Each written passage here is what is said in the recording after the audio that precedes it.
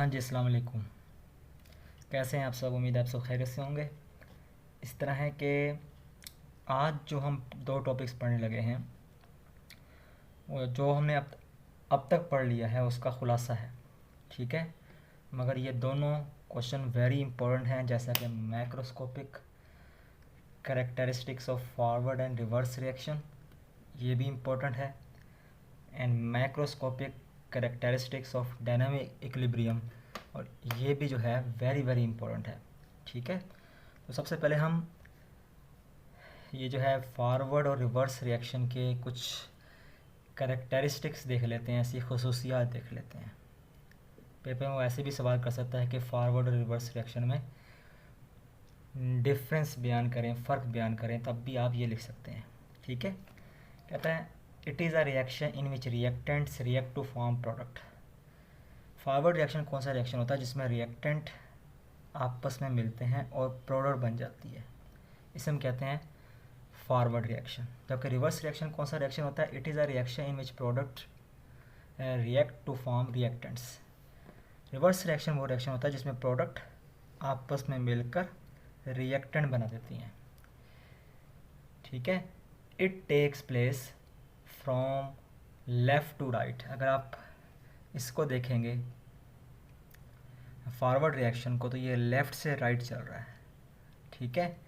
जबकि reverse reaction जो है it takes place from right to left. जो रिवर्स रिएक्शन होता है ये क्या होता है? ये जनाब अली राइट से लेफ़्ट की तरफ चलता है, ठीक है। At initial stage the rate of forward reaction is very fast. ये हमने पहले एक ग्राफ से भी समझने की कोशिश की थी कि शुरू में फॉरवर्ड रिएक्शन का रेट बहुत ज़्यादा होता है, ठीक है। ये देखें, आपको ये ग्राफ ऊपर की तरफ नज़र आ रहा है, इसका मतलब रेट ऑफ फॉरवर्ड रिएक्शन बहुत ज़्यादा है। फिर कहता है रिवर्स रिएक्शन में in the beginning the rate of reverse reaction is negligible. मगर जो है रिवर्स रिएक्शन जो है बिल्कुल ना होने के बराबर हो रहा होता है, उसकी रफ्तार बिल्कुल ना होने के बराबर होती है। ये देखें, ठीक है, ये वाला पॉइंट, ठीक है। तीसरे पॉइंट में आपने इन दो पोर्शंस को देखना है। It slows down gradually, it speeds up gradually. जो फॉरवर्ड रिएक्शन है ना, उसकी स्पीड, उसका रेट आहिस्ता आहिस्ता कम होना शुरू हो जाता है, ठीक है। जबकि जो रिवर्स रिएक्शन है इसका रेट या इसकी स्पीड जो है आहिस्ता आहिस्ता बढ़ना शुरू हो जाती है, ठीक है। तो आपने पहले दो पॉइंट इस रिएक्शन से समझ लेने हैं और अगले दो पॉइंट जो हैं आपने इस ग्राफ से समझ लेने हैं। तो आई थिंक ये आपने पहले ही पढ़ा हुआ है, तो आपके लिए समझने में मुश्किल नहीं होगी। अब हम आते हैं अगले टॉपिक की तरफ, macroscopic characteristics of dynamic equilibrium. ये क्वेश्चन वेरी वेरी इंपॉर्टेंट है, इसको बड़े अच्छे से तैयार कर लीजिएगा। कहता है a few important characteristic features of dynamic equilibrium are given below। कुछ खसूसियात जो हैं इसकी नीचे दी गई हैं।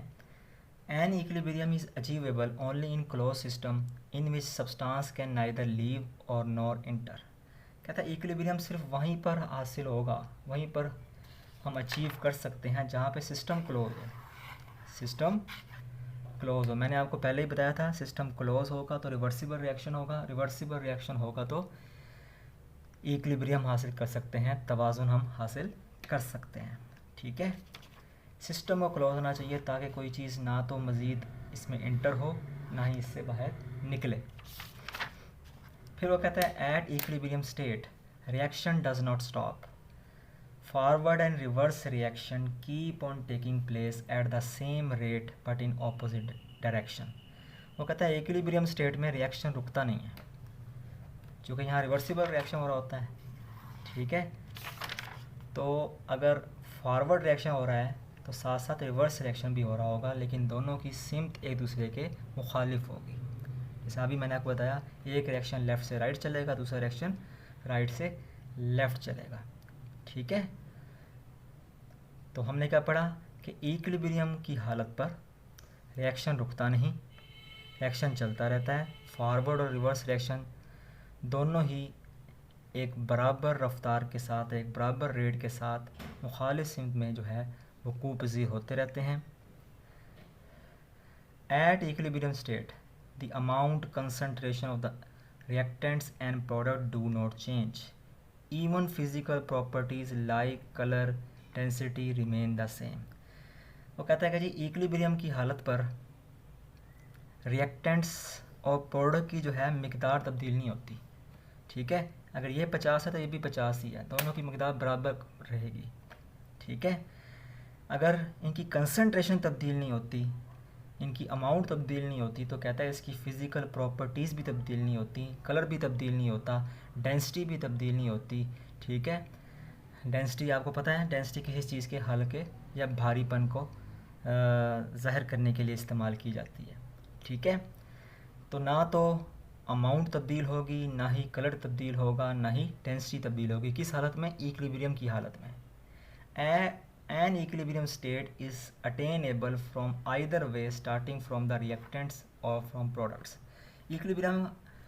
इक्विलिब्रियम हम किसी भी जो है रास्ते से हम हासिल कर सकते हैं। मेरी मर्ज़ी है, मैं शुरू में स्टार्ट करूँ यहाँ से C+D से, जाऊँ A+B में, और फिर जाऊँ A+B से C+D में। बात समझ आई? यहाँ पे स्टार्ट करूँ A+B से और जाऊँ C+D की तरफ, और वापस C और D आपस में मिलें और क्या बना दें? A+B बना दें। तो क्या पता लगा कि इक्विलिब्रियम स्टेट हम चाहे, मेरी मर्ज़ी है, मैं रिएक्टेंट से प्रोडक्ट की तरफ जाऊं, ठीक है, और वापस प्रोडक्ट से रिएक्टेंट की तरफ आ जाऊं, या प्रोडक्ट से रिएक्टेंट की तरफ जाऊं और रिएक्टेंट से वापस प्रोडक्ट की तरफ आ जाऊं। किसी भी रास्ते से हासिल किया जा सकता है। An equilibrium state can be disturbed and again achieve under the given condition of concentration, pressure and temperature. अगर ये रिएक्शन किसी टेम्परेचर पे हो रहा होगा, किसी प्रेशर पे हो रहा होगा, ठीक है, अगर मैं इसकी कंसंट्रेशन को, इसके प्रेशर को, इसके टेम्परेचर को छेड़ दूं तो मैं इक्विलिब्रियम को डिस्टर्ब कर सकता हूं। ठीक है ना। अगर मिसाल के तौर पे मैं कहूं कि जी मैं यहाँ पहले मिकदार थी 50-50, मैं यहाँ कर देता हूँ 40-60। ठीक है, तो अब आपके ख्याल में रिएक्शन किस तरफ जाएगा? रिएक्शन फॉरवर्ड डायरेक्शन में जाएगा। तो मैं अपनी मर्ज़ी की सिंध में भी जो है रिएक्शन करवा सकता हूँ। बात समझ आई? तो कहता है इक्विलिब्रियम की हालत को हम डिस्टर्ब कर सकते हैं और वापस भी इसको हासिल कर सकते हैं। ठीक है, बशर्ते कि हम इसकी कुछ कंडीशंस को तब्दील कर दें, हम कंसंट्रेशन को तब्दील कर दें, हम प्रेशर को तब्दील कर दें, हम टेम्परेचर को तब्दील कर दें। असल में यहाँ पर एक रूल अप्लाई होता है, लॉ अप्लाई होता है, ली शट्रियर प्रिंसिपल। ठीक है ना, उसको आपने FSC में जाकर डिटेल से पढ़ना है आपने। फ़िलहाल मैं आपको ये बता रहा हूँ कि अगर देखें यहाँ पर 60 अमाउंट है, यहाँ पे 40 अमाउंट है। ठीक है, तो शुरू में तो यहाँ 50-50 थी, लेकिन मैंने यहाँ पे मिकदार बढ़ा दी, 60 कर दी और वहाँ कर दी 40, वहाँ कर दी 40। तो आपके ख्याल में अब रिएक्शन किस तरफ चलेगा? फॉरवर्ड डायरेक्शन में चलेगा। और अगर मैंने यहाँ 70 कर दी और यहाँ 30 कर दी, यहाँ 30 कर दी, तो क्या होगा? रिएक्शन रिवर्स डायरेक्शन में चलेगा, यहाँ तक के दोनों तरफ जो है ना कंसंट्रेशन कितनी हो जाए? 50-50 हो जाए, 50-50 हो जाए।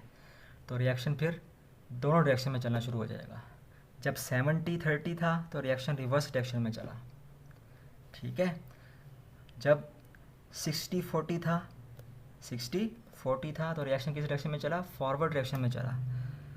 लेकिन एक वक्त आएगा कि जनाब अली दोनों तरफ 50-50 हो जाएगी, तो रिएक्शन किस सिमत में चलेगा? दोनों सिमत में चलेगा। ठीक है, तो हम इक्विलिब्रियम को डिस्टर्ब कर सकते हैं, उसकी कंसंट्रेशन को तब्दील करके, उसके प्रेशर को तब्दील करके, उसके जो है टेम्परेचर को तब्दील करके, और इक्विलिब्रियम को हम दोबारा हासिल भी कर सकते हैं इन्हीं कंडीशंस को एडजस्ट करके। आई थिंक आपको आज का टॉपिक समझ आ चुका होगा। ये 2 टॉपिक बड़े अच्छी तरीके से तैयार कर लीजिएगा। बहुत बहुत शुक्रिया।